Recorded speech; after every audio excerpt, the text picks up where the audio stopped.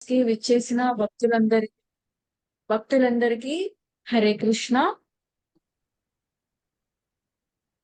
ఈ రోజు మన ముందు శ్రీమాన్ దయానిధి ప్రభుజీ వారి సమయాన్ని మనతో కేటాయిస్తూ భగవద్గీత క్లాస్ చెప్పడానికి విచ్చేసి ఉన్నారు. అందరూ 3 సార్లు హరి బోల్ చెప్పి వారిని క్లాస్ కి ఆహ్వానిద్దాం.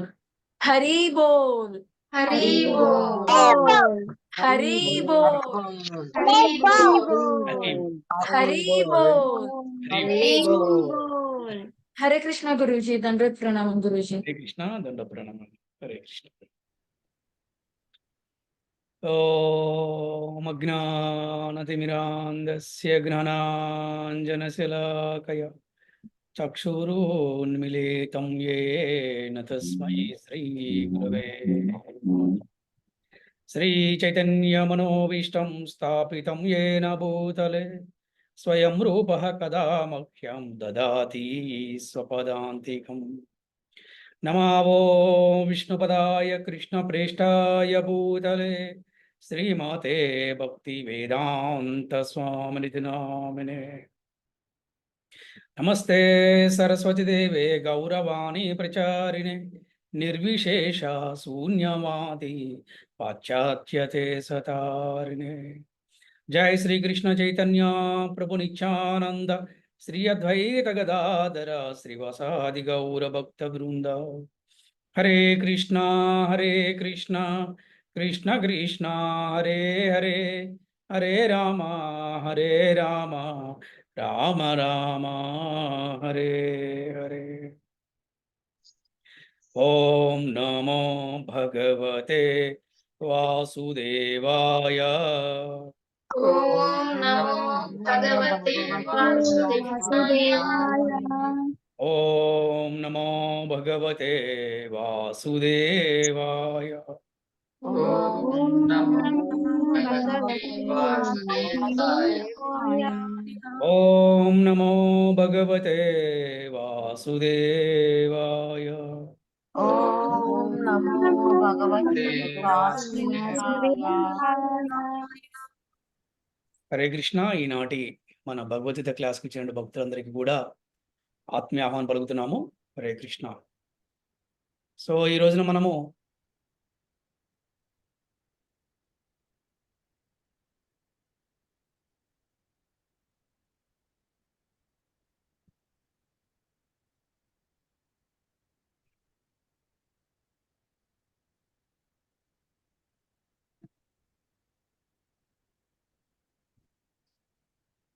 రాజులు ఎందుకు భగవద్గీత చదవాలి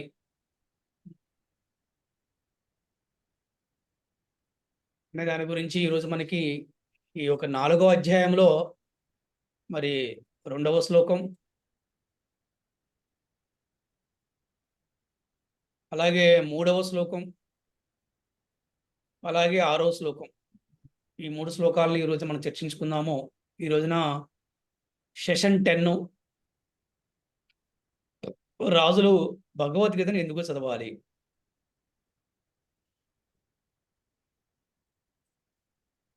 హరే కృష్ణ. శ్లోకం చదవచ్చు ఎవరైనా. హరే కృష్ణ ప్రభుజీ. పద్మావతి ప్రభు. హరే కృష్ణ. ఏవం పరంపరా ప్రాప్తమిమం రాజర్షయో విదుః సకాలే నేహ మహత యోగో నష్టః పరం తప. హరే కృష్ణ ప్రభుజీ.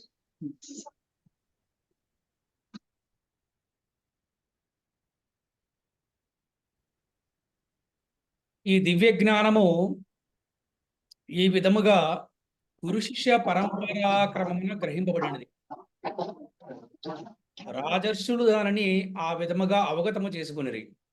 కానీ కాలక్రమమున ఆ పరంపర విచ్ఛిన్నమగుడి వలన ఆ శాస్త్రం నశించినట్లుగా కనిపించున్నది.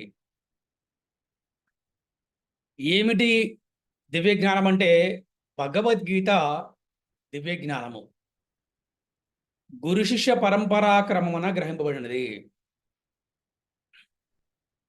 ఎప్పుడు ఒక భక్తుడికి సంపూర్ణమైన జ్ఞానం ఉంటుందంటే ఆ భక్తుడికి గురువు ఉండాలి, మళ్ళీ వారికి కూడా గురువు ఉండాలి, మళ్ళీ వారికి కూడా గురువు ఉండాలి. దీన్ని ఏమంటారంటే మనకి గురు శిష్య పరంపర అంటారు. ఇంగ్లీష్లో డిసేపుల్ సక్సెస్ అని అంటారు అనమాట.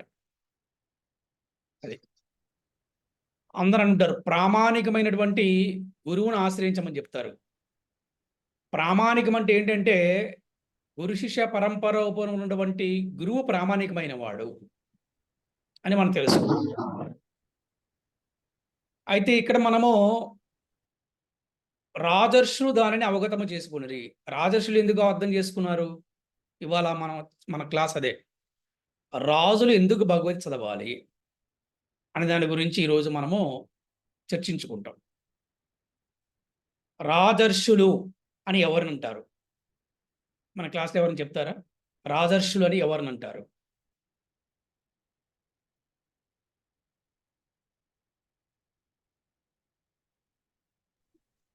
హరే కృష్ణ ప్రభుజీ.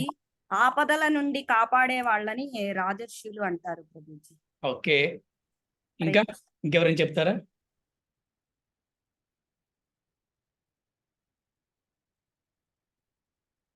సో రాజర్షులను ఎవరిని అంటారంటే భగవంతుడు ఏ విధంగా జీవించమన్నాడో ఆ విధంగా జీవిస్తూ భగవంతుడి మీద ఆధారపడి ఒక రాజు తన జీవితాన్ని సాగిస్తూ తన ప్రజలను కూడా సంరక్షిస్తూ తన ప్రజలందరికీ కూడా భగవంతుని మార్గం నడిపించే ప్రయత్నం చేసేవాడిని రాజర్షులు అంటారు. అదే, అంతేగాని నేను రాజును కాబట్టి భోగాలు అనుభవిస్తానంటే భోగి అవుతాడు కానీ యోగి అవడు అనమాట. సో వీరిని రాజర్షులు అంటారు. రామాయణంలో గొప్ప రాజర్షి ఉన్నాడు, ఎవరో చెప్తారా? జనక మహారాజు గురుజీ. జనక మహారాజు. ఎందుకు అతన్ని గొప్ప ఒక రాజర్షి అన్నారంటే సీతాదేవి ఎన్ని కష్టాలు పడ్డప్పటికీ కూడా రాముణ్ణి ఏ రోజు కూడా జనక మహారాజు ప్రశ్నించలేదు. అంటే అల్లుణ్ణి మామగారు ఎప్పుడు కూడా ప్రశ్నించలేదు. నా కూతురు ఇంత కష్టపడుతుంది నీ వల్ల అనే ఒక్క మాట కూడా ఎప్పుడు కూడా జనక మహారాజు అనలేదు. దీనికి కారణం చెప్పండి ఎవరైనా, ఎందుకు అనలేదు? జనక మహారాజు భగవద్గీతను చదివి ఆచరించే వాళ్ళు, అండ్ రాముడు భగవంతుడు అని తనకు తెలుసు కాబట్టి గురుజీ. ఎస్, అంటే రాజర్షి అని ఎవరు అంటారంటే వారికి సంపూర్ణమైన జ్ఞానం ఉంటుందన్నమాట. భగవంతుడు ఏ విధంగా జీవించమన్నారో ఆ విధంగా జీవిస్తూ ఉంటారు, వారినే రాజర్షులు అంటారు. అందుకని జనక మహారాజుకు తెలుసు తొందరపడి ఎక్కడా కూడా రాముడిని ఒక మాట కూడా అనలేదు, ఎందుకంటే రాముడు సాక్షాత్తు భగవంతుడు. ఆ విధంగా ఇప్పుడు ప్రశ్న, రాజులు ఎందుకు భగవత్ చదువుకోవాలి అంటే ఒక రాజు ప్రజలకు రక్షణ ఇవ్వాలి అంటే కేవలము యుద్ధాలు వచ్చినప్పుడు ఆ ఒక శత్రువు నుంచి రక్షించడమే కాదు, ముఖ్యంగా రాజు ఒక ధర్మం ఏంటంటే ప్రజలందరి కూడా భక్తిని పెంపొందించాలి. కోరికలు లేనటువంటి జీవితాన్ని ప్రజలందరూ కూడా గడిపేలాగా రాజు ప్రయత్నించాలి. ప్రతి కష్టానికి కారణం ఏంటంటే కోరిక. మరి ఎప్పుడు కోరిక లేకుండా ఉంటాయంటే ఎవరైతే భక్తిలో ఉంటారో, ఎవరైతే భగవంతుడు ఏ విధంగా జీవించమన్నారో ఆ విధంగా జీవిస్తూ ఉన్నారో వారికి కోరికలు ఉండవు అంటున్నారు. ప్రజలను రక్షించవలసిన బాధ్యత రాజుది. ఈ రాజు ఏ విధంగా రక్షించాలంటే ముందు ప్రజలకు ఎవరికి కూడా కోరికలు లేకుండా చేయాలి. కోరికలు లేకుండా చేయడం కోసం అంటే ఏం చేయాలంటే భగవద్గీతని రాజు కూడా చదివి అర్థం చేసుకుని ఆచరించి మరి కొంతమంది గురువులను కేటాయించి ఆ రాజ్యం ప్రజలందరికీ కూడా గీతా జ్ఞానాన్ని ఇచ్చే ప్రయత్నం చేయాలి. వారిని రాజర్షి అన్నారనమాట. దానివల్ల ఏమవుతుందంటే చెప్తుంటారనమాట, కత్తి కన్నా కలం గొప్పది, ఖండబలం కన్నా బుద్ధి బలం గొప్పది. కరెక్టేనా?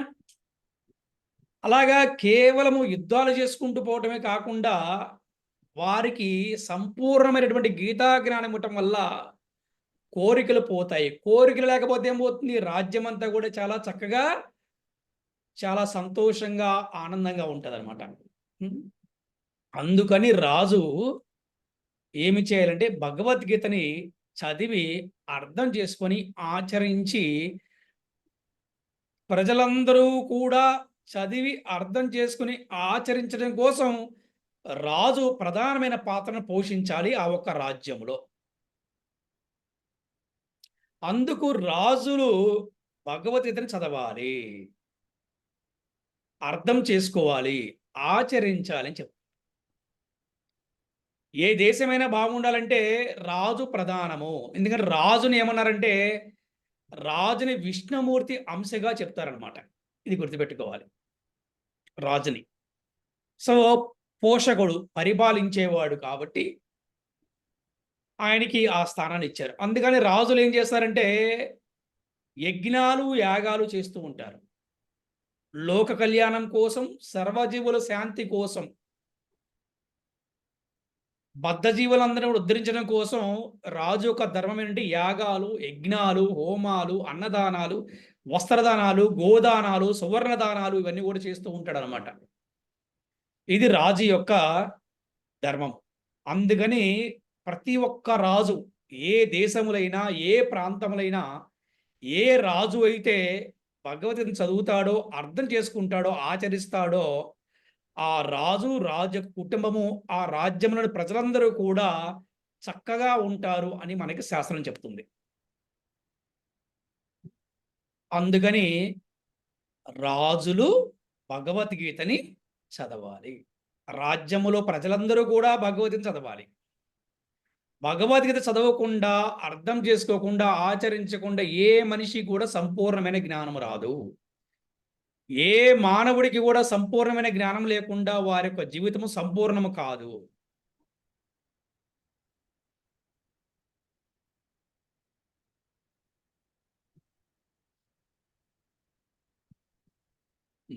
మూడో శ్లోకం చదువు.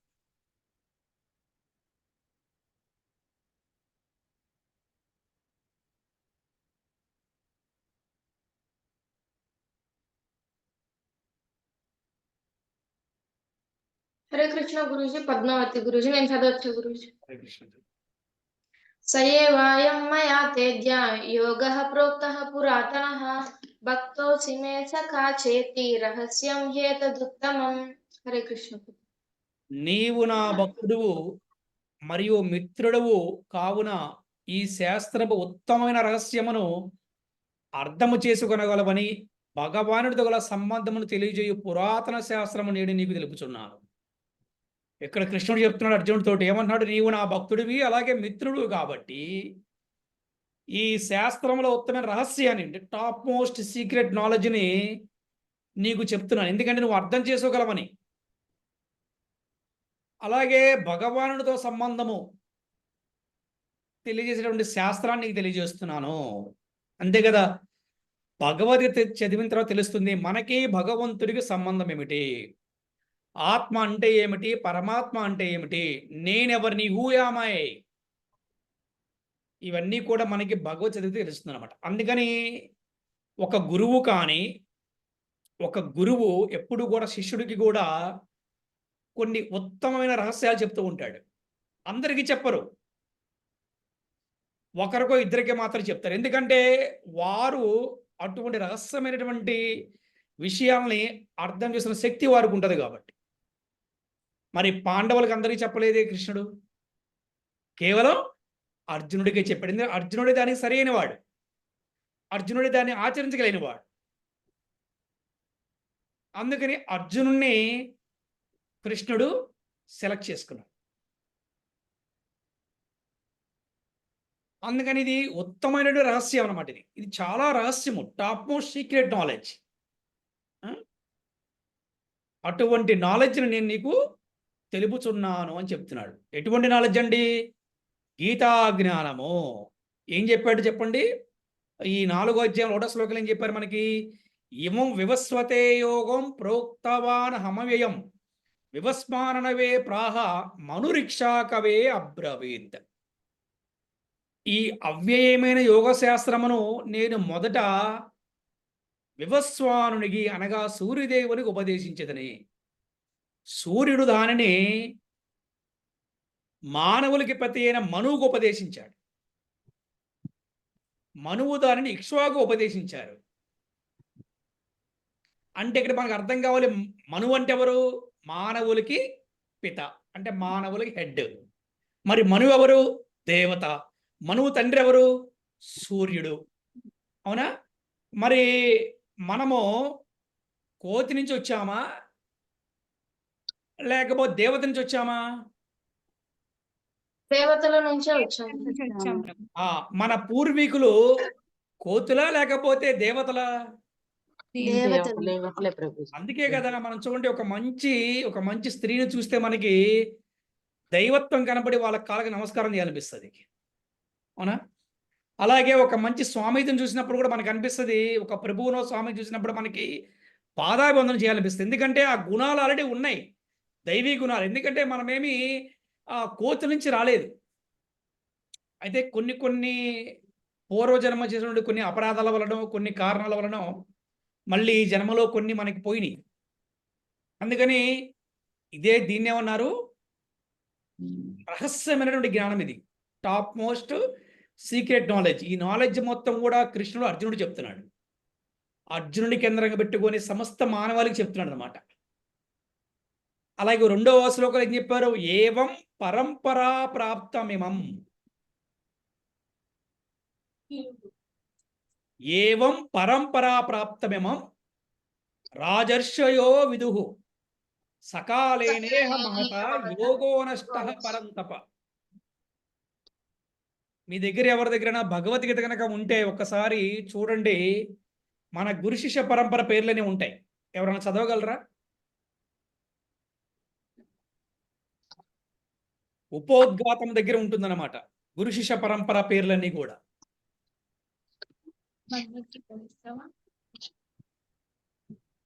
ప్రభుజీ నేను చదవచ్చా ప్రభుజీ? చదవండి.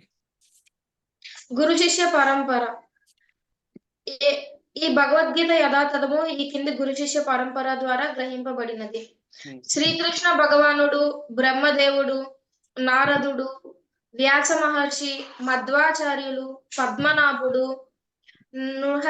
నరహరి, మాధవుడు, అక్షోభ్యుడు, జయతీర్థుడు, జ్ఞానసింధువు, దయానిధి, విద్యానిధి, రాజేంద్రుడు, జయధర్ముడు, పురుషోత్తముడు, బ్రహ్మణ్య తీర్థుడు, వ్యాస తీర్థుడు, లక్ష్మీపతి, మాధవేంద్రపురి, ఈశ్వరపురి, శ్రీ చైతన్య మహాప్రభువు, శ్రీల రూప గోస్వామి, శ్రీల రఘునాథ దాస గోస్వామి జీవ గోస్వామి, శ్రీల కృష్ణదాస కవిరాజ గోస్వామి, శ్రీల నరోత్తమ దాస ఠాకూర్లు, శ్రీల విశ్వనాథ చక్రవర్తి, శ్రీల బలదేవ విద్యాభూషణుడు, శ్రీల జగన్నాథ దాస బాబాజీ, శ్రీల భక్తి వినోద ఠాకూర్లు, శ్రీల గౌర కిషోర దాస్ బాబాజీ, శ్రీల భక్తి సిద్ధాంత సరస్వతి ఠాకూర్లు, శ్రీల ఏసి భక్తి వేదాంత స్వామి ప్రభుపాదులు.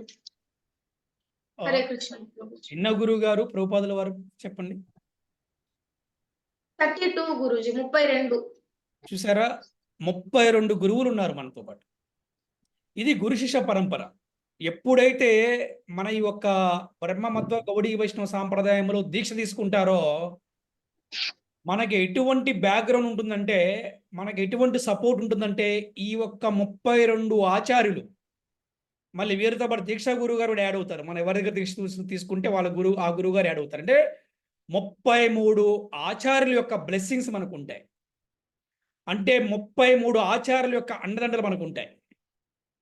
ఇది గురు శిష్య పరంపర అంటే. అందుకని ప్రతి ఒక్కరు కూడా బాగా సాధన చేసి ప్రతి ఒక్కరు కూడా దీక్ష తీసుకునే ప్రయత్నం చేయాలి. ఎందుకంటే దీక్ష తీసుకున్న తర్వాత ఏమో తెలుసా, మనకి చాలా పెద్ద బ్యాక్గ్రౌండ్ వస్తుందన్నమాట. అందరికీ సొసైటీలో బ్యాక్గ్రౌండ్ ఉంటుంది కదా, కులపరంగా, మతపరంగా, ప్రాంతపరంగా, రాజకీయ పరంగా ఉంటుంది కదా. కానీ దానికన్నా మోస్ట్ పవర్ఫుల్ బ్యాక్గ్రౌండ్ ఏంటి అంటే గురు శిష్య పరంపర అన్నమాట. అది మనం గొప్పగా చెప్పుకోవచ్చు.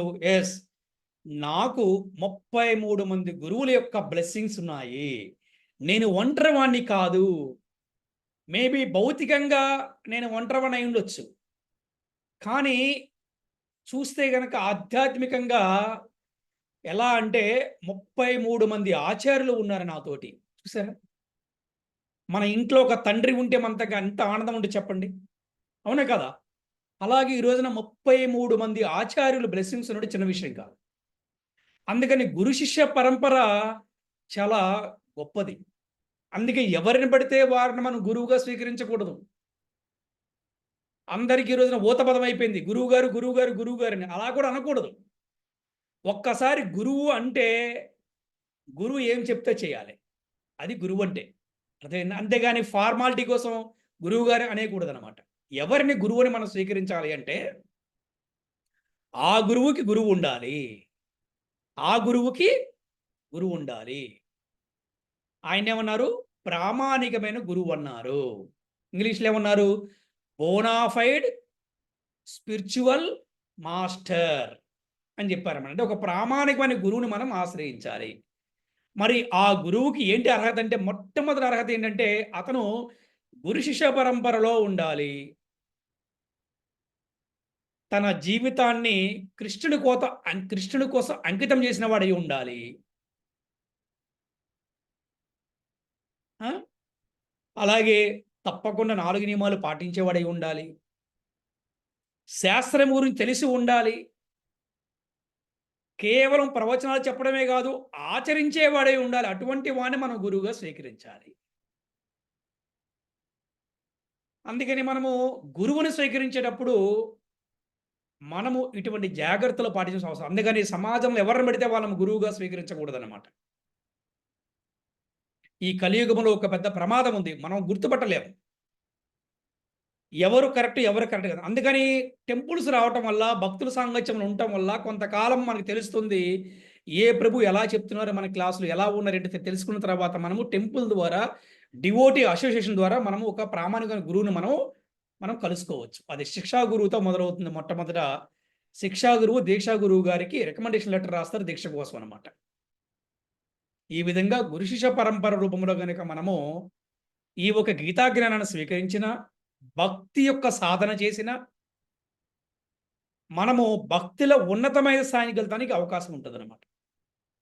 అంతేగాని గురువు ఎవరండి మీకంటే నాకెవరు గురువు, నేనే గురువుని అంటే కుదరదు. మనకు చూస్తే ఈ భౌతికమైన జీవితంలో మనం ఏదన్నా ఫంక్షన్కి వెళ్ళినప్పుడు, ఎక్కడైనా వెళ్ళినప్పుడు ఫస్ట్ ఏం అడుగుతారంటే మీ నాన్నగారు బాగున్నారా, లేకపోతే మీ నాన్నగారు ఎవరు? స్కూల్స్లో, కాలేజీలో అడుగుతారు అప్లికేషన్ ఫామ్ మీద ఫాదర్స్ నేమ్. కరెక్టేనా? మరి ఆధ్యాత్మిక జీవితంలో మీ గురువుగారి పేరేంటి, మీరు ఎవరి శిష్యులు అని చెప్పి అడుగుతారన్నమాట. ఇది గుర్తుపెట్టుకోవాలి. అప్పుడే వాల్యూ ఉంటుంది. మా నాన్నగారితో ఎందుకు లేండి ఇప్పుడు అంటే వాల్యూ ఉంటుందా? ఉండదు. మా గురువు గురించి మీకు ఎందుకంటే వాల్యూ ఉంటుందా? ఉండదు. అందుకని ప్రతి ఒక్కరూ కూడా ఒక ఆధ్యాత్మిక గురువు సలహా లేకుండా దీపం కూడా పెట్టకూడదంట. అలా చేయాలి భక్తి అంటే. రోజుకి ఎన్ని మాలలు జపం చేస్తున్నాము, ఎక్కడికి వెళ్తున్నాము, ఎప్పుడు టెంపుల్కి వస్తున్నాం, ఎప్పుడు రావట్లేదు, క్లాస్కి ఎప్పుడు వస్తున్నాం, క్లాస్కి ఎప్పుడు రావట్లేదు, ఏ టైంలో జపం చేస్తున్నాము, భగవద్గీత ఏ విధంగా చదువుతున్నారు, ఏ విధంగా ఆచరిస్తున్నారు, ఇవన్నీ కూడా ఆ గురువుతో మనకంటూ ఒక బాండింగ్ ఉండాలి. గురువు అంటే భయం ఉండకూడదు, ప్రేమ ఉండాలి. తల్లిదండ్రులు అంటే భయం ఉండకూడదు, ప్రేమ ఉండాలి. భయం ఉంటే ఏమీ చెప్పరు. అదే ప్రేమ ఉంటే అన్నీ చెప్తారు. హరే కృష్ణ. 3వ శ్లోకం చదువు. 3 చదివారు కదా? ఓకే. 6వ శ్లోకం చదువు.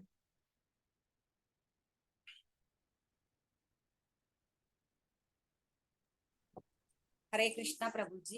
హరే కృష్ణ. ధనలక్ష్మి ప్రభుజీ. చదవండి. అజోపి సన్న వ్యయాత్మా భూతనామీశ్వరోపి సన్ ప్రకృతిం స్వామతిష్టాయ సంభవామి ఆత్మమాయయా. హరే కృష్ణ ప్రభుజీ. హరే కృష్ణ. మరి పుట్టుకలేని వాడినైనను, నా దివ్య దేహమైనను నశింపనదైనను, సకల జీవులకు ఈశ్వరుడైనను, ఆది అయిన దివ్య స్వరూపముతో నేను ప్రతి యుగమనందును నా అంతరంగ శక్తిచే అవతరించుచుందును.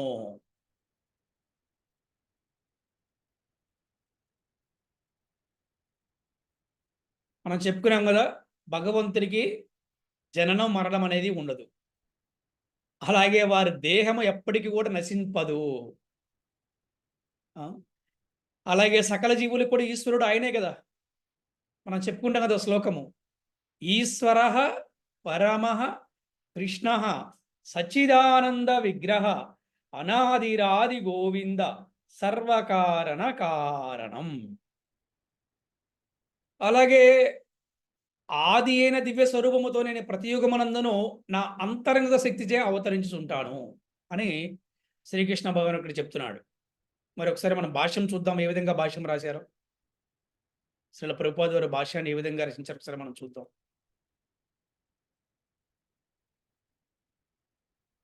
భాష్యం చదువుతారా ఎవరైనా?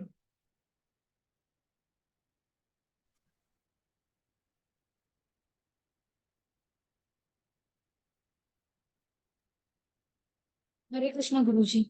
హరే కృష్ణ. శ్రీల ప్రభుపాద వారి భాష్యము. శ్రీకృష్ణ భగవానుడు తన శ్రీల జన్మయందలి ప్రభుపాద వారి ప్రత్యేకతను భాష్యంకి, గురించి శ్రీల ప్రభుపాద వారి భాష్యంకి జై, శ్రీల గురుదేవుకి జై అని చెప్పండి. శ్రీల ప్రభుపాద వారి భాష్యంకి జై, శ్రీల గురుదేవ్కి జై. శ్రీకృష్ణ భగవానుడు తన జన్మయందలి ప్రత్యేకతను గూర్చి పలుకుచున్నాడు. అతడు సాధారణ మానవుని వలె గోచరించనను తన పూర్వపు జన్మల యందు జరిగిన విషయములన్నింటినీ జ్ఞప్తి అందించుకొనును. కాని సామాన్య మానవుడు కొద్ది గంటలకు పూర్వము తాను చేసిన దానిని కూడా జ్ఞప్తి అందించుకొనలేడు. ఎవరినైనాను గడిచిన దినమునందు slow slow. Okay Guruji. Yes. So భగవంతుడికి అన్నీ కూడా గుర్తుంటాయి. అర్జునుడు చెప్తాడు, అర్జున నీకును నాకును పలు జన్మలు గడిచినవి, కానీ నాకు మాత్రం కానీ నీకు మాత్రము గుర్తులేవు అని చెప్తున్నాడు అనమాట. అలాగే కొద్ది గంటలకు పూర్వం చేసిన పనిని కూడా మనము గుర్తుంచుకోలేము ఒక్కొక్కసారి.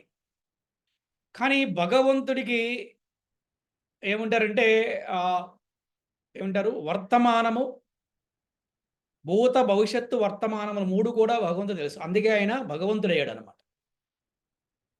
కంటిన్యూ చేయండి. ఎవరినైనాను గడిచిన దినమునందు సరిగా అదే సమయమున ఏమి చేసితివని ప్రశ్నించినను వెంటనే సమాధానమిచ్చుట సామాన్యుని మానవునికి ఎంతో కష్టం. క్రిందట రోజున అదే సమయమున తానేమి చేయుచుండనో గుర్తు తెచ్చుకున్నట్టుకు అతను ఎంతగానో యత్నింపవలసి వచ్చును. అయినప్పటికీ కొందరు మానవులు తామే భగవానులమని చెప్పుటకు సాహసించుదరు. కానీ అట్టి అర్ధరహిత వాక్యాలచే ఎవరను మోసపోరాదు. తర్వాత ఇక్కడ భగవానుడు తన ప్రకృతిని లేక తన దివ్య రూపమును గూర్చి వివరిస్తున్నాడు. ప్రకృతి అనగా స్వభావము లేక స్వరూపము. తాను తన దివ్య దేహములతో అవతరించుదని భగవానుడు తెలుపుచున్నాడు. హరే కృష్ణ. సామాన్య భగవానుడు అని చాలా మంది చెప్పుకుంటూ ఉంటారు. ఇక్కడ మనం తెలుసుకోవాల్సిందంటే భగవంతుడు ఎవరు చెప్పండి ఎవరైనా. శ్రీకృష్ణ పరమాత్మ. శ్రీకృష్ణ పరమాత్మ. శ్రీకృష్ణ భగవంతుడు, కృష్ణుడే భగవంతుడని మనకి ఎక్కడ చెప్పబడింది? హరే కృష్ణ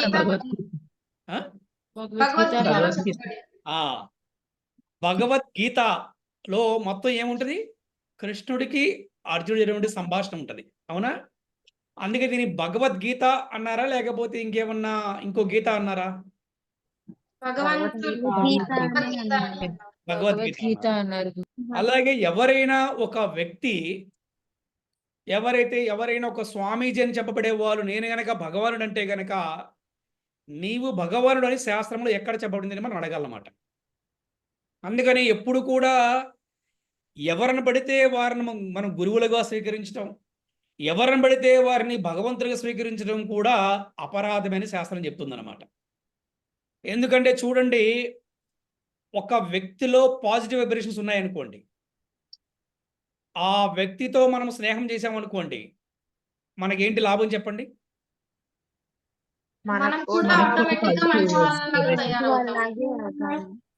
కదా. అదే ఒక వ్యక్తికి నెగిటివ్ వైబ్రేషన్స్ ఉన్నాయనుకోండి, ఆ నెగటివ్ వ్యక్తితో స్నేహం చేస్తే నెగటివ్ Negative. చెడుగానే కనిపిస్తే అన్ని ఆలోచనలు చెడుగానే ఉంటాయి ప్రభు. ఇప్పుడు మనకి పాజిటివ్ కావాలా, నెగిటివ్ కావాలా? Positive positive. So positive energy ఎలా వస్తుంది అంటే, మనం ఇక్కడ ఒక విషయం డిస్కస్ చేసుకుందాం. మనము సాధన చేస్తున్నప్పుడు మనకి పాజిటివ్ ఉంటుంది. అలాగే మన సాధన చేస్తున్నప్పుడు మన గురువుల యొక్క బ్లెస్సింగ్స్ కూడా మనకు వస్తాయి. అప్పుడు ఎలా ఉంటుందంటే, మనం భక్తిలో పడిపోకుండా స్థిరంగా ఉండగలుగుతాం. అందుకని మనము ఎవరిని పడితే వారిని, అంటే గురు శిష్య పరంపరలైనటువంటి వారితోటి మనం స్నేహం చేయడం కానీ, గురు శిష్య పరంపరలైనటువంటి గురువులను స్వీకరించడం కానీ ఏమవుతుందంటే అపరాధం అవుతుందన్నమాట. అలాగే కొంతమంది వింటూ ఉంటాం, ఏమండి మీ అందరికీ తెలుసు ఆ వ్యక్తి చాలా తప్పులు చేశాడు, కరెక్టే, కానీ ఆయన మాత్రం మాకు శిక్షా గురువు అండి, మేము అందుకే ఆయన వదలలేకపోతున్నాం అంటూ ఉంటారు కొంతమంది. అయితే ఏ తప్పు చేస్తే మనము గురువుని విడిచిపెట్టచ్చు అనే విషయం కూడా మనం తెలుసుకోవచ్చు. ఏ గురువు అయితే 4 నియమాలను ఉల్లంఘించాడో, ఏ గురువు అయితే కృష్ణుడి మీద ఆధారపడకుండా కృష్ణుని విడిచిపెట్టాడో, అటువంటి వారిని మనము వదిలిపెట్టవచ్చని శాస్త్రం చెప్తుంది అనమాట. అటువంటి వారితో కనుక మనం ఉన్నామనుకోండి, మళ్ళీ భక్తిలో ఉన్నవారికి కూడా నష్టం వస్తుంది అనమాట. అయితే కొన్ని సందర్భాల్లో ఒక మంచి గురువు కొన్ని సందర్భాల్లో ఆయన కనుక ఏదన్నా ఫాలో అయ్యారనుకోండి, అతని శిష్య బృందం ఎవరైతే ఉన్నారో అందరూ మళ్ళీ కలిసి కట్టుగా ఒకటి చేయొచ్చు. అరే మన గురువు మనకి ఇన్ని చేశాడు కదా, మళ్ళీ మనం గురువుని మనం బాగు చేద్దామనే ఉద్దేశంతో అందరూ కలిసి ఆ గురువు బాగుండటం కోసం జపం చేయటం, ఆయన కోసం ఒక యజ్ఞం చేయించటం, మళ్ళీ ఆయన ఏమంటారంటే భక్తిలో మళ్ళీ పునర్వైపుని తీసుకురావడం కోసం ప్రయత్నించవచ్చు. ఇవి కూడా జరిగినాయి మన సనాతన ధర్మంలో అనమాట. అంతేగాని ఎవరు లేకుండా నేను ఒక్కరిని బాగు చేస్తాను అనుకుంటే అది సాధ్యపడే విషయం కాదనమాట. ఈ విధంగా మనము ఎవరిని పడితే వారిని గురువుగా మనం స్వీకరించకూడదు. ఒకటి, ఎవరిని పడితే వారిని భగవానుడు అని కూడా అనకూడదు అనమాట. ఎందుకంటే చూడండి, వాక్కు దోషాలు అంటారు. ఇప్పుడు ప్రైమ్ మినిస్టర్ ఎవరంటే మోడీ, అంతేనా? అలాగే మోడీ కాదండి ప్రైమ్ మినిస్టర్ ఇంకోరంటే కుదురుతుందా? కుదరదు. ప్రైమ్ మినిస్టరే, రాష్ట్రపతి రాష్ట్రపతి. అలాగే ఒక వ్యక్తి పట్ల అభిమానం ఉండి కొంతమంది అయ్యా నువ్వు దేవుడు అయ్యా అంటుంటారు. ఇది కూడా వాగ్దోషమే. అంటే ఒక వ్యక్తి సహాయం చేయడం వల్ల ఆ సహాయానికి పొంగిపోయి అయ్యా నువ్వు దేవుడు అయ్యా, కనిపించని ఆ దేవుడి కన్నా కనిపించే నువ్వే గొప్పవాడు అయ్యా అంటుంటారు అన్నమాట. కొన్ని ఫిలాసఫీలు చాలా భలే వినటానికి మాత్రం వినసొంపుకుంటాయి ఫిలాసఫీలు అనమాట. అలాగే ఒక పెద్ద ఆధ్యాత్మిక చెప్తుంది అనమాట. ఏమంటే ప్రార్థించే పెదవుల కన్నా సహాయం చేసే చేతులు విన్నా కదా. అంటే ఫిలాసఫీ చాలా బాగుంటుంది వినటానికి, కానీ ప్రాక్టికల్గా చూస్తే అది మనకు వర్కౌట్ కాదు. అందుకని మనం ఎప్పుడు కూడా ఎవరిని పడితే వారిని మన భగవంతుడు స్వీకరించకూడదు. భగవంతుడు భగవంతుడే, దేవతలు దేవతలే, రాక్షసులు రాక్షసులే, యక్షులు యక్షులే, కిన్నెరులు కిన్నెరలే, గంధర్వులు గంధర్వులే, మానవులు మానవులే, పశువులు పశువులే. తప్పకుండా భేదము ఉంటది, కానీ అందరినీ సమానంగా చూస్తాం. అంటే సమానంగా గౌరవించబడతారు. అందుకని ఎవరిని పడితే వారిని మనం భగవానుడు అని మాత్రం మనము సంబోధించకూడదని మనం చెప్తుంది అన్నమాట. అందుకని భగవంతుడు ఎవరంటే కృష్ణుడు, కృష్ణుడు ఎవరంటే భగవంతుడు, భక్తుడు భక్తుడే, భగవంతుడు భగవంతుడే, మానవుడు మానవుడే, పరమాత్మ పరమాత్ముడే. హరే కృష్ణ కృష్ణ కృష్ణ హరే హరే, హరే రామ రామ రామ హరే హరే. శ్రీల ప్రభుపాదకి జై, శ్రీల గురుదేవుకి జై.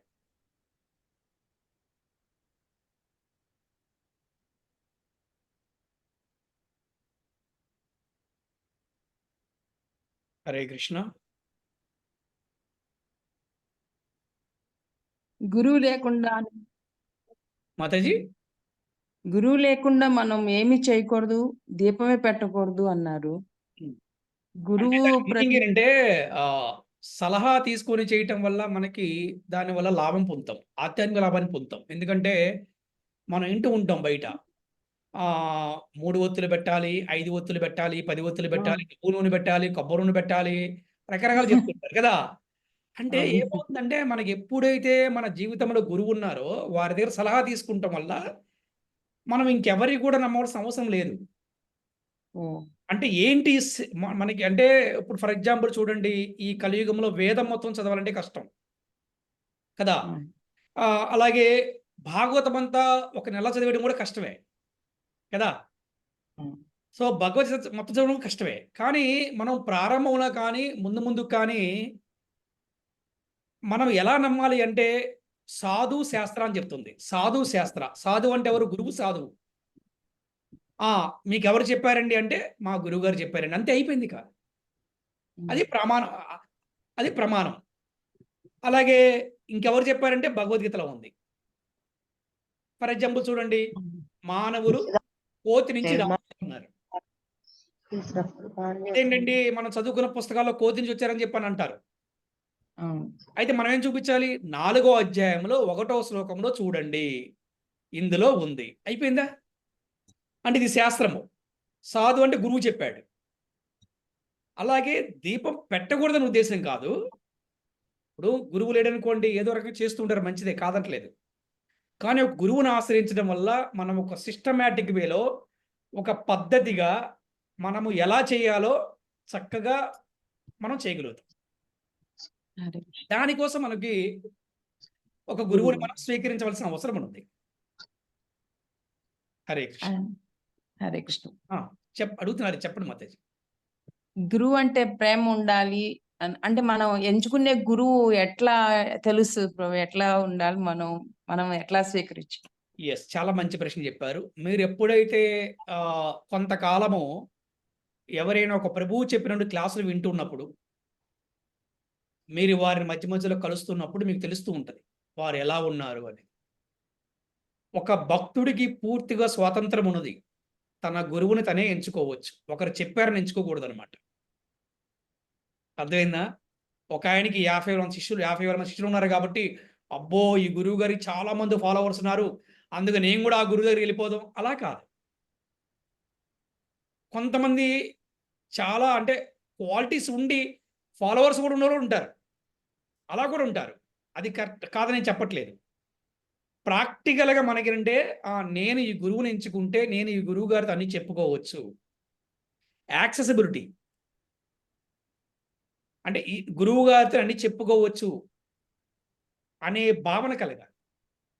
అంతేగాని యూట్యూబ్లో ఒక ఆయన ఫేమస్ కాబట్టి ఇంకొక ఇందులో ఫేమస్లు పక్కన పెట్టేసేయండి. ఫేమస్లు అనేది భౌతికము, ఫేమస్ కాదు. అర్థమైందా? ఒక ఆయన ఎక్కువ మంది శిష్యులు, అది కాదు కావాల్సింది. శాస్త్రం. ఫర్ ఎగ్జాంపుల్ నేను చెప్తాను. నాకు విజయవాడలో నాకు శిక్షా గురువు అన్నారు ఫస్ట్లో. శిక్షా గురువు గారు, వారు జీవితం చాలా సాదాసీదంగా ఉంటుంది అనమాట. వారు ఈజ్ నాట్ ఎ ఫేమస్ గురు, కానీ ఆయన స్వచ్ఛమైన ప్రేమను చూపించారు నా పట్ల. శిక్షా గురువు ఈజ్ గ్రేస్ ముకుందబ్రు.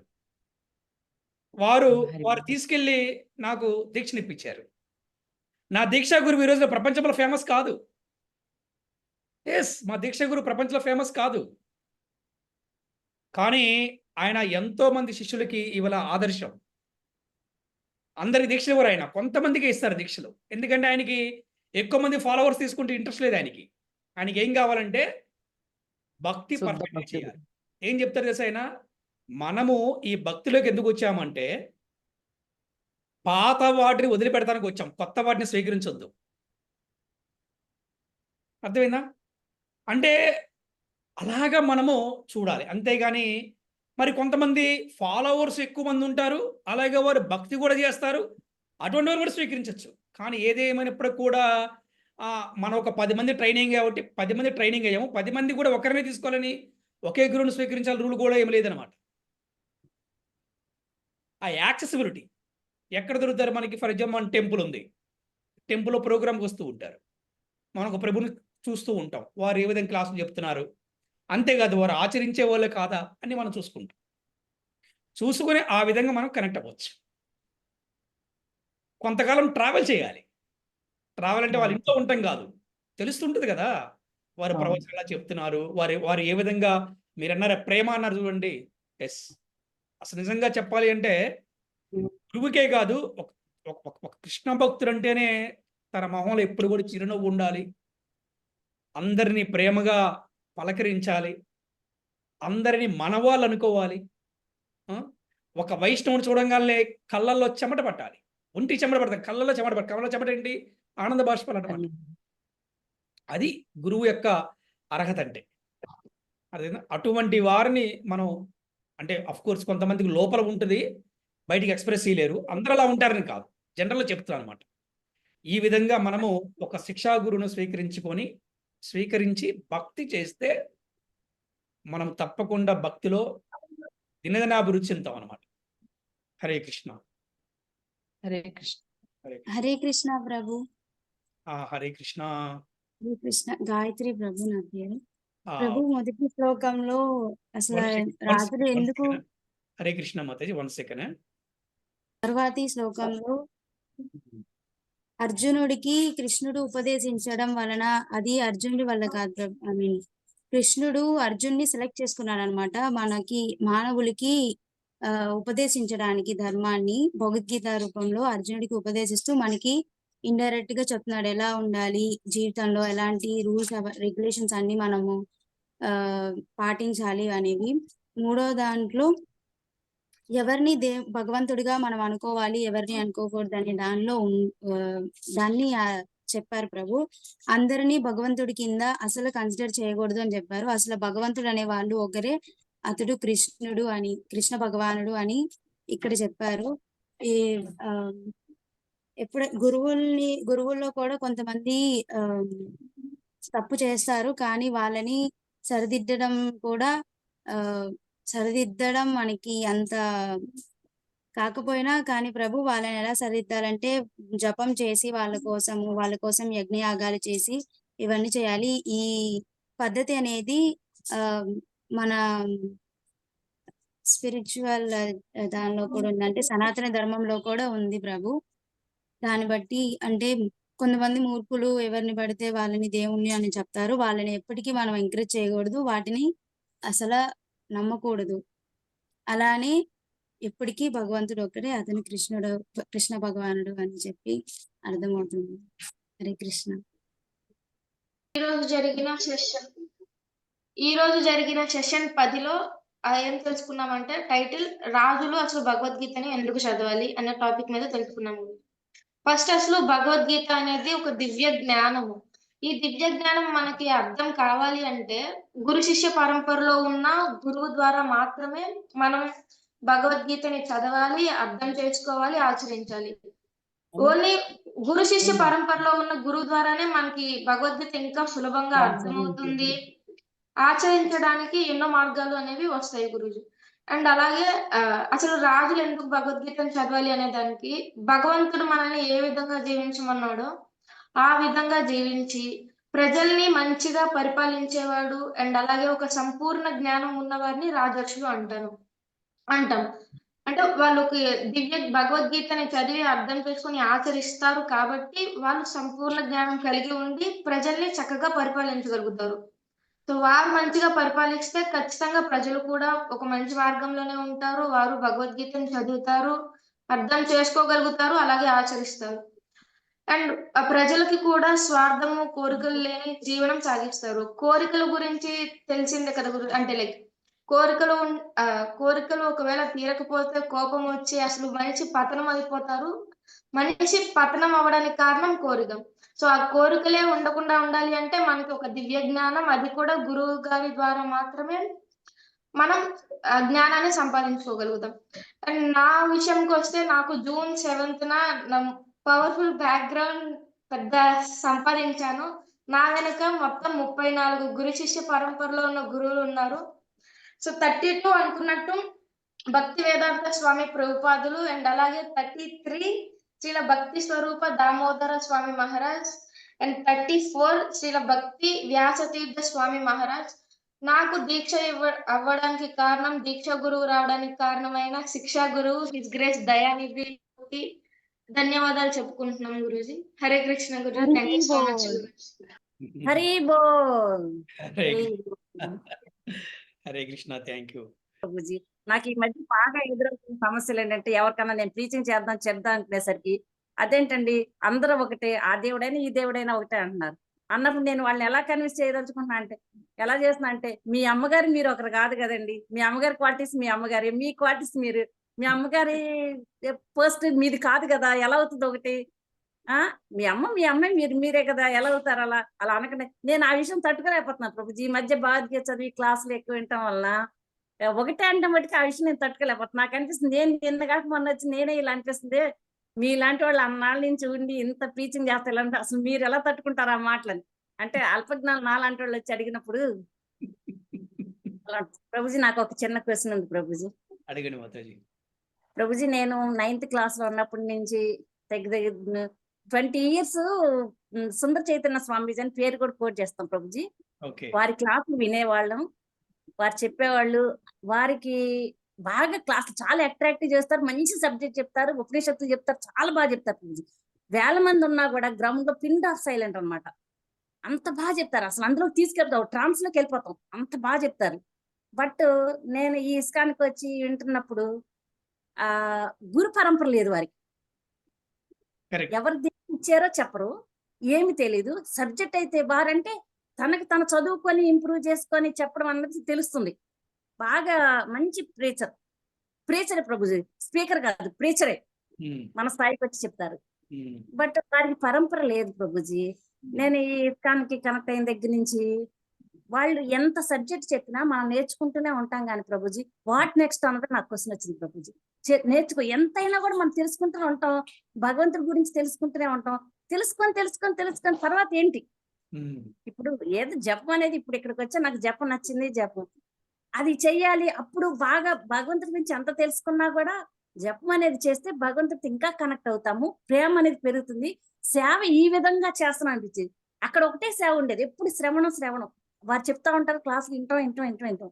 ఎంత సబ్జెక్ట్ నేర్చుకున్నా కూడా భగవంతుడితో కనెక్ట్ అయ్యేది ఈ సేవ అనేది ఉండాలి. ఒక గంట 2 గంటలు కూర్చొని మనం 16 rounds చేస్తున్నాం అంటే 2 hours 2.5 hours స్వామి కోసం ఆ సేవలో అలా ఉంటాం, కనెక్ట్ అయ్యి ఉంటాం, ఇంకేది వినకుండా మనం చేసింది. అది బాగా నచ్చింది. వారు చాలా మంది, వేల మంది ఉన్నారు ప్రభుజీ వారి శిష్యులు. వాళ్ళ పరిస్థితి ఏంటి ప్రభుజీ? అలా చాలా పరంపర లేకుండా వస్తే. మంచి అంటే ప్రశ్న. మంచి ప్రశ్న. ఇక్కడ ఏంటంటే ప్రతి ఒక్క జీవికి కూడా ఒక శక్తి ఉంది. ఓకే ప్రభుజీ. మీరు చూడండి, జింకకు ఒక శక్తి ఉంది, పక్షికి ఒక శక్తి ఉంది. అలాగే మానవులకు కూడా బ్రాహ్మణుడు, క్షత్రియుడు, వైశ్యుడు, శూద్రుడు, వైష్ణవుడు, ఎవరికైనా సరే శక్తి ఉంది. ఈ శక్తి భగవంతు నుంచే వస్తుంది. అలాగే మానవుడు ఎన్నో ప్రయత్నాలు చేస్తూ ఉంటాడు. అంటే భగవంతుడి గురించి తెలుసుకోవటం కోసం, లేకపోతే తన జీవితాన్ని సాగించడం కోసం, తను ఎవరో తెలుసుకోవటం కోసం ప్రయత్నాలు చేస్తుంటాడు. ఈ ప్రయత్నంలో చెట్టుకు పూజ చేస్తాడు, పుట్టకు పూజ చేస్తాడు, గ్రామ దేవతలకు పూజ చేస్తాడు, మనం చూస్తున్నాం కదా, నదికి పూజ చేస్తాడు. అలాగే అమ్మవారికి పూజ చేస్తాడు, శివుడికి పూజ చేస్తాడు, గణపతికి పూజ చేస్తాడు. రకరకాల ఎవరైతే వాళ్ళకి అలా జరిగిపోతుంటుంది లైఫ్. అదే మార్గంలో ఎన్నెన్నో కోటాను కోట్ల తర్వాత మాత్రమే భగవంతుణ్ణి యథార్థంగా తెలుసుకునేవాడు వస్తాడనమాట. యథార్థం తెలుసుకోగలుగుతారు. అందరూ కూడా భగవంతుడు డైరెక్ట్గా తెలుసుకోలేరు. అది సాధ్యపడే విషయం కాదు.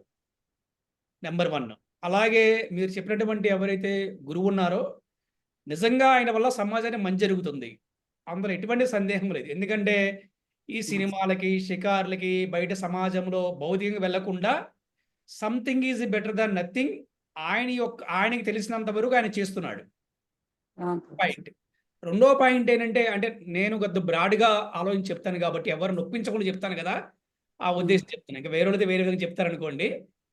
ఆయన సమాజానికి ఒక మంచి ఉపకారం చేస్తున్నారు, అందులో ఎటువంటి సందేహం లేదు. ఒకటి. రెండోది ఏంటంటే ఇన్ఫర్మేషన్ వరకే ఉంటుంది అక్కడ. ఎందుకంటే గురు శిష్య పరంపర లేదు కాబట్టి. అవును ప్రభుజీ, బాగా చెప్తారు. Between information and transformation. Um. ఇప్పుడు నేనేమి గొప్ప భక్తుని కాదు, గొప్ప గురువుని కాదు. నేనే కొంతమందిని మార్చగలుగుతున్నాను. దీనికి కారణం ఏంటి అంటే నా వెనకమాల గురువులు ఉన్నారు. అంటే గురు శిష్య పరంపరలో ఉన్నాను.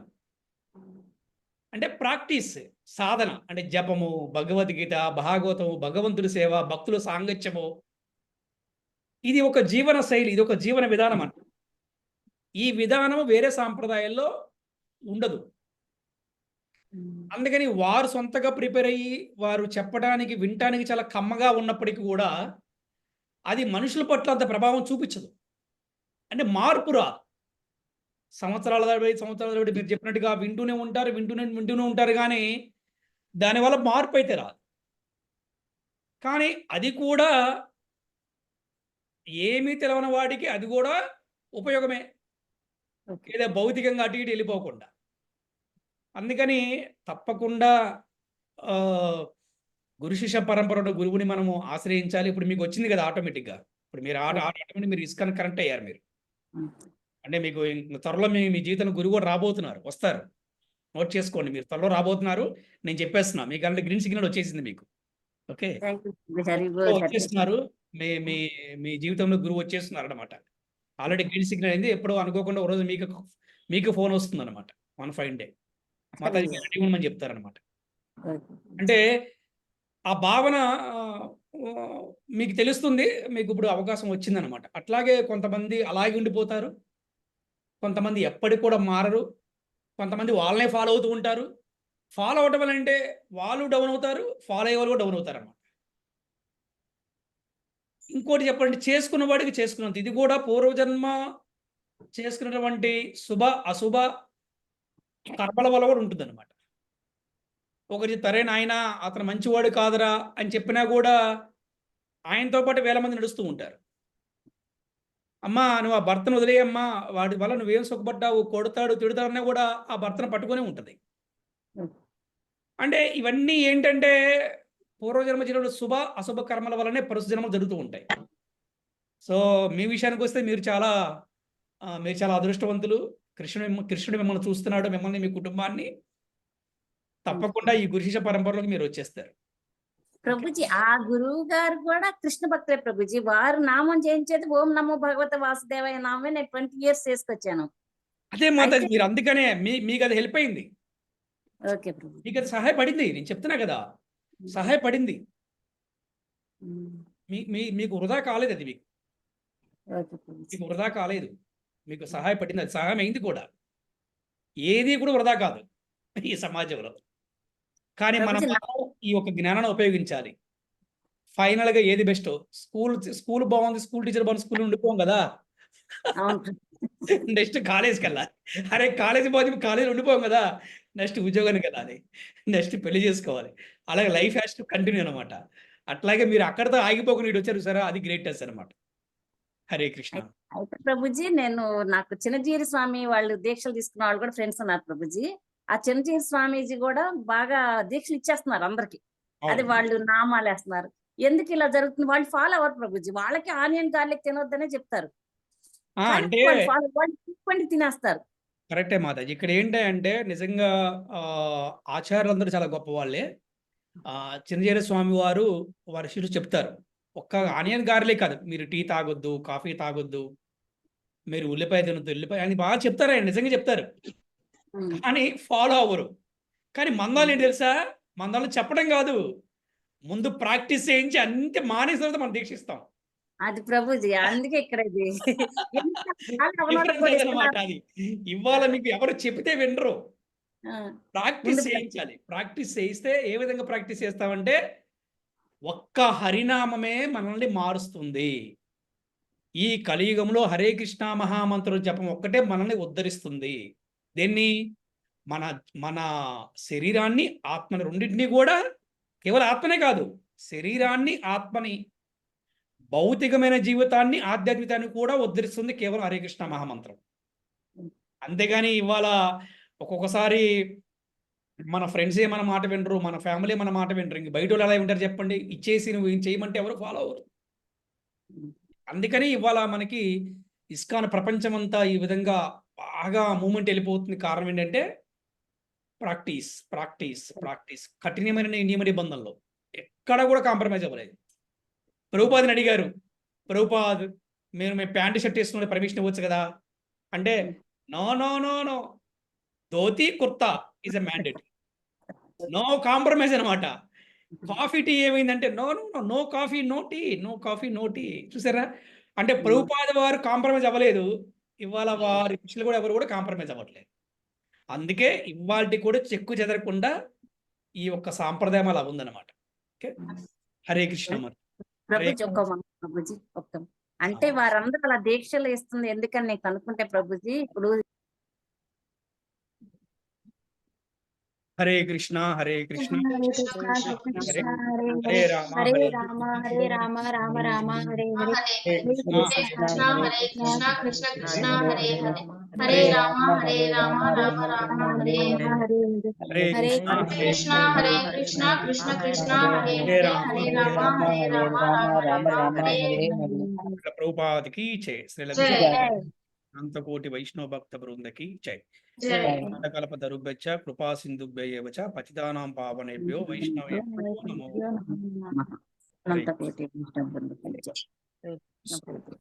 Hare Krishna Prabhuji, thank you so much Prabhuji. Hare Krishna Hare Prabhu. Krishna Prabhuji, thank you so much.